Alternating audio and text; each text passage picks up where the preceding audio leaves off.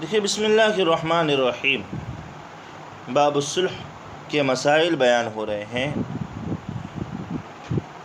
امام نووی رحمۃ اللہ علیہ فرما رہے ہیں وَلَوْ صَالَحَ مِن دَيْنٍ عَلَىٰ عَيْنٍ صَحَّ، کہہ رہے ہیں کہ دین کے مقابلے میں اگر عین پر صلح ہو جائے، دین کے مقابلے میں اگر عین پر صلح ہو جائے تو ایسی صورت میں یہ صلح بھی جائز ہے، صحیح ہے۔ جیسے زید نے خالد سے کہا کہ تمہارا یعنی میرا تم پر 10,000 روپے کا قرضہ ہے، تم نے مجھ سے 10,000 روپے لیے تھے لیکن دے نہیں رہے ہو۔ خالد نے کہا جی ہاں لیے تھے لیکن کچھ صلح کر لو، ایک کام کر لیتے ہیں، میری موٹر سائیکل آپ لے لیجئے۔ تو یہ صلح جو ہے یہ صحیح ہے۔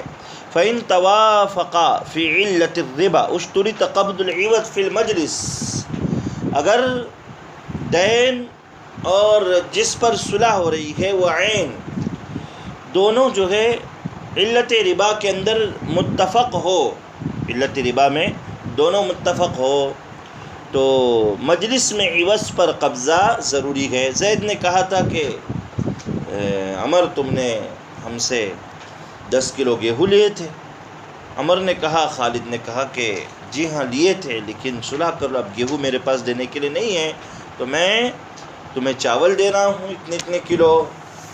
تو دیکھیں چاول اور گیہوں دونوں علت ربا میں تعمیت میں متفق ہے، لہذا اب جو مدعا علیہ ہے وہ مدعی کو زید کو چاول اسی مجلس میں دے دے گا، وَإِلَّا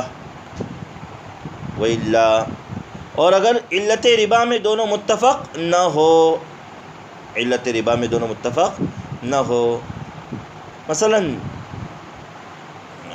گیہوں کا دعویٰ تھا اور صلح ہو رہی ہے گھڑی پر، موٹر سائیکل پر، کسی اور چیز پر، لم یشترط قبضہ فی المجلس فی الاصح، تو اصح قول کے مطابق اس عوض پر یعنی جو گھڑی ہے یا موٹر سائیکل ہے اس پر مجلس میں قبضہ شرط نہیں ہے۔ او دینا اشترط تعینہ فی المجلس، اور اگر دین کی صلح دین پر ہو رہی ہے تو مجلس میں اس کی تعین، اس کو حاضر کرنا ضروری ہے۔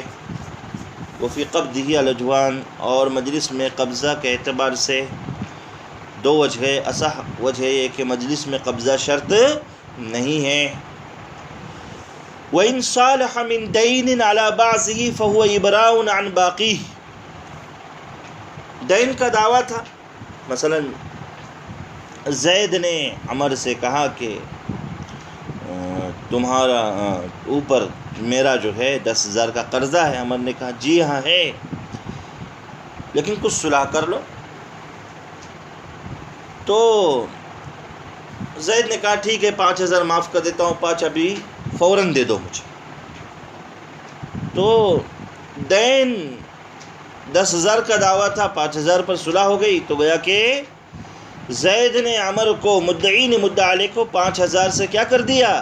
بری کر دیا۔ وَيَصِحُّ بِلَفْظِ الْإِبْرَاءِ وَالْحَتِّ، یہ ابراء کے لفظ سے بھی جائز ہے اور حت یعنی ساقط کرنا، کم کرنا، میں تمہارا قرضہ کم کرتا ہوں، اس لفظ کے ذریعے سے بھی جائز ہے، اس لفظ سے بھی کیا ہے؟ جائز ہے، یہ صلح صحیح ہے، گویا کہ بقیہ قرض سے بری کر دیا۔ حدیث میں حضرت کعب بن مالک رضی اللہ عنہ فرماتے ہیں کہ انہوں نے آپ صلی اللہ علیہ وسلم کے دور مسعود میں حضرت عبداللہ بن ابی حضرت رضی اللہ تعالیٰ عنہ سے مسجد میں اپنے قرضے کا مطالبہ کیا، جس میں دونوں کی آوازیں بلند ہو گئی۔ آپ صلی اللہ علیہ وسلم نے اپنے حجرہ مبارکہ میں اسے سنا تو آپ صلی اللہ علیہ وسلم تشریف لائے،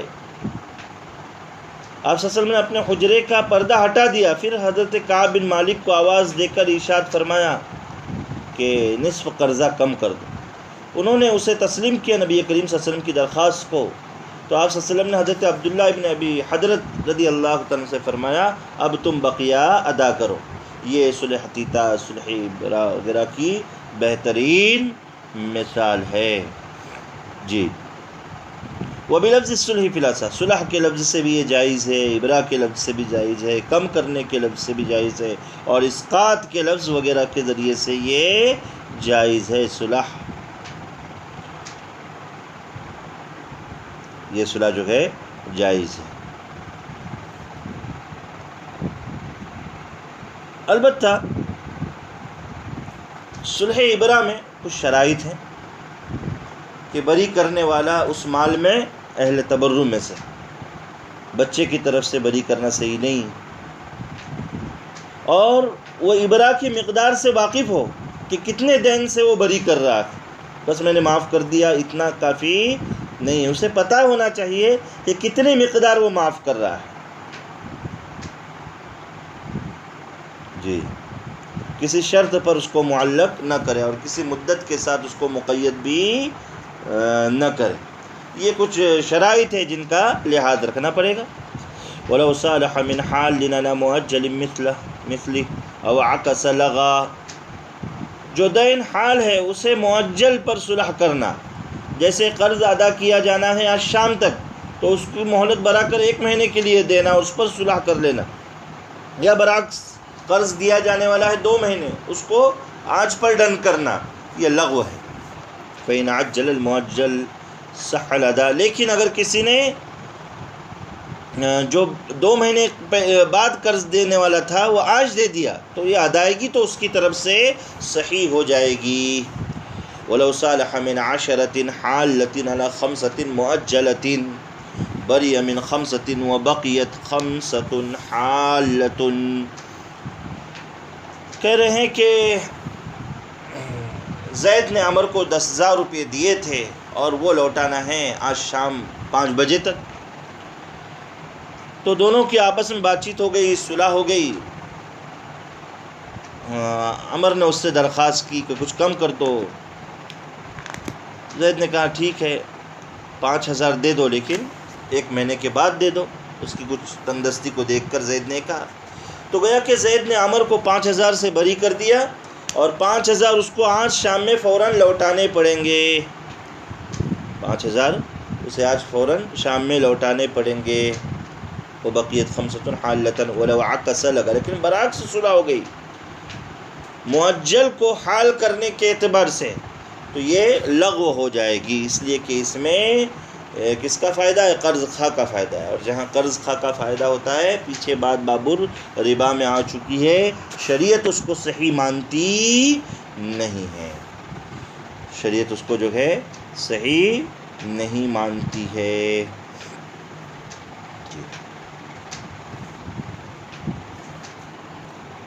ایک مرتبہ اگر قرض خواہ نے قرض کی رقم کم کر دی، مثلا 10,000 کے بجائے کہا کہ 5,000 دے دو، اور 5,000 بھی سامنے والا نہیں دے رہا ہے، تو یہ آدمی اس کو 10,000 نہیں کر سکتا کہ نہیں معاف کیے تھے وہ فوراً دینے کے اعتبار سے اب تم نہیں دے رہے ہو تو پورے دے دو، ایسا نہیں. اس لیے کہ شریعت کا ضابطہ ہے کہ ایک مرتبہ کوئی چیز آپ نے ساقط کر دی، ختم کر دی، تو پھر دوبارہ آپ اس کو حاصل نہیں کر سکتے.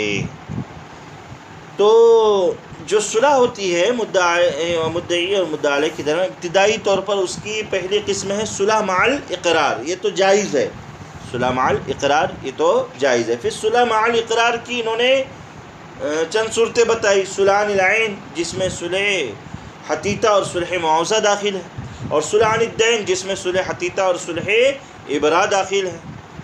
اب صلح کی جو دوسری قسم ہے صلح علی الانکار، جو باطل ہے، اس کی تفصیل پیچھے آ چکی ہے، ناجائز ہے. کہہ رہے کہ دوسری قسم ہے یا صلح علی الانکار، فیبطل ان جرى علی نفس المدعا وکذا ان جرى علی بعضہ فی الاصح. یہ تو بالکل باطل ہے، چاہے عین مدعا بھی پر ہو چاہے عین مدعا بھی کے بعض پر ہو. صالحنی علی الدار التي تدعیها لیس اقرارا فی الاصح. اگر مان لو مدعی سے کہہ رہا ہے کہ جس گھر کا تم دعویٰ کر رہے ہو، جس بلڈنگ کو تم اپنی کہہ رہے ہو، مجھے تو میری تو نہیں ہے، تو اس پر صلح کر لیجیے آپ مجھ سے. تو یہ اقرار نہیں اصح قول کے مطابق. القسم الثانی یجری بین المدعی والاجنبی کہتے ہیں کہ یہ تو ہو گئی صلح مدعی اور مدعا علیہ کے درمیان، مدعی اور مدعا علیہ کے درمیان میں. کبھی صلح جو ہے مدعی اور اجنبی کے درمیان میں بھی ہوتی ہے، اس کو یہاں بیان کر رہے ہیں. فَإِنْ قَالَ وَكَّلَنِ الْمُدَّعَى عَلَيْهِ فِي الصُّلْحِ وَهُوَ مُقِرٌّ لَكَ صَحَّ وَلَوْ صَالَحَ لِنَفْسِهِ وَالْحَالَةُ هَذِهِ صَحَّ وَكَأَنَّهُ اشْتَرَاهُ وَإِنْ كَانَ مُنْكِرًا وَقَالَ الْأَجْنَبِي هُوَ مُبْطِلٌ في إنكاره فهو الشراء مغصوب فيفرق بين قدرته على انتزاعه وعدمه وإن لم يقل هو مبطل لغى الصلح.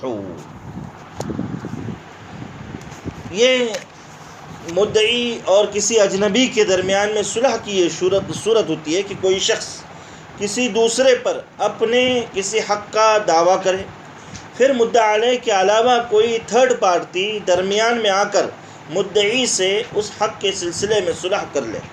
مدعا علیہ کی حالت اور اس اجنبی کے منشا کے اعتبار سے اس کی مختلف صورتیں ہو سکتی ہے، جن کی تفصیلات یہاں انہوں نے بیان کی. وہ اجنبی شخص مدعا علیہ کی جانب سے وکیل ہونے کا اگر دعویٰ کر رہا ہے کہ وکلنی المدعا علیہ فی الصلح،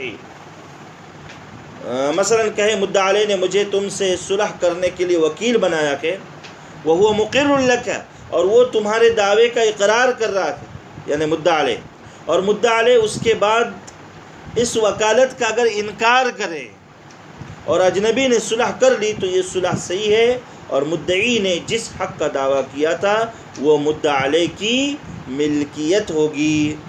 اور مدعا علیہ وکالت کا انکار کرے تو پھر یہ صلح جو ہے یہ باطل ہے. مدعا علیہ وکالت کا ہی انکار کرے تو پھر یہ صلح جو ہے باطل ہے. بات سمجھے نا، کہ اجنبی شخص مدعا علیہ کی جانب سے وکیل ہونے کا دعویٰ کرے کہ مدعا علیہ نے مجھے تم سے صلح کرنے کے لیے وکیل بنایا، اور وہ تمہارے دعوے کا اقرار کر رہا ہے، اور مدعا علیہ اس اجنبی کی وکالت کا انکار بھی نہ کرے اور اجنبی نے صلح کر لی تو یہ صلح صحیح ہے. اور مدعی نے جس حق کا دعویٰ کیا تھا مدعا علیہ کی وہ ملکیت ہو جائے گی. اور اگر مدعا علیہ وکالت کا انکار کر دے تو ایسی صورت میں یہ صلح باطل ہے. ایک صورت تو یہ ہوگی. دوسری صورت یہ کہ اجنبی اپنے لیے صلح کرے، وَلَوْ صَالَحَ لِنَفْسِهِ، مثلا کہے آپ نے فلاں پر یعنی خالد پر جس حق کا دعویٰ کیا کہ خالد اس کا اقرار کر رہا ہے، مدعا علیہ اس کا اقرار کر رہا ہے، اور میں اس کی طرف سے فلانی چیز کے عوض آپ سے صلح کر رہا ہوں، اور وکالت کا دعویٰ نہ کرے تو یہ باطل ہے. وہ مبطل فی انکارہ، تو یہ باطل ہے. جی. اور تیسری صورت یہ ہے کہ مدعا علیہ حق کا انکار کرے. مدعا علیہ کہے کہ بھائی میرا کوئی حق نہیں، اور اجنبی کہے وہ اس انکار میں جھوٹا ہے اور غلط ہے. وقال الاجنبی هو مبطل فی انکارہ فهو شراء مغصوب، اور اس حق کی طرف سے اپنے لیے صلح کر رہا ہے اجنبی تو یہ کسی مغصوب شے کا غاصب کے علاوہ کسی اور کو بیچنے کی طرح ہے. لہذا اگر وہ اجنبی مدعا علیہ کے پاس سے وہ حق حاصل کرنے پر قادر ہے تو یہ صلح صحیح ہے، ورنہ یہ صلح صحیح نہیں ہے. فَيُفْرَقُ بَيْنَ قُدْرَتِهِ عَلَى انْتِزَاعِهِ وَعَدَمِهِ وَإِنْ لَمْ يَقُلْ هُوَ مُبْطِلٌ لَغَى الصُّلْحَ. مدعا علیہ حق کا انکار کرے اور اجنبی اس کے انکار کے غلط ہونے کا اقرار نہ کرے، یعنی اجنبی یہ نہ کہے کہ مدعا علیہ اپنے انکار میں غلط ہے، یہ نہ کہے، اور اس حق کے متعلق اجنبی اپنے لیے صلح کر رہا ہے تو یہ لغو الصلح، یہ صلح باطل ہے، یہ صلح لغو ہے. گویا کہ اس فصل میں امام نووی رحمۃ اللہ علیہ نے مدعی اور مدعا علیہ کے درمیان میں جو صلح ہوتی ہے اس کو بھی بیان کیا، اور مدعی اور اجنبی کے درمیان میں جو صلح ہوتی ہے اس کو بھی بیان کیا. اللہ تبارک و تعالی ہمیں دوسرے کے حقوق ادا کرنے کی توفیق عطا فرمائے، اور اپنے حق کو حکمت کے ساتھ، مصلحت کے ساتھ، مہلت دینے کے ساتھ اچھے طریقے پہ، اچھے ڈھنگ پہ حاصل کرنے کی توفیق نصیب فرمائے۔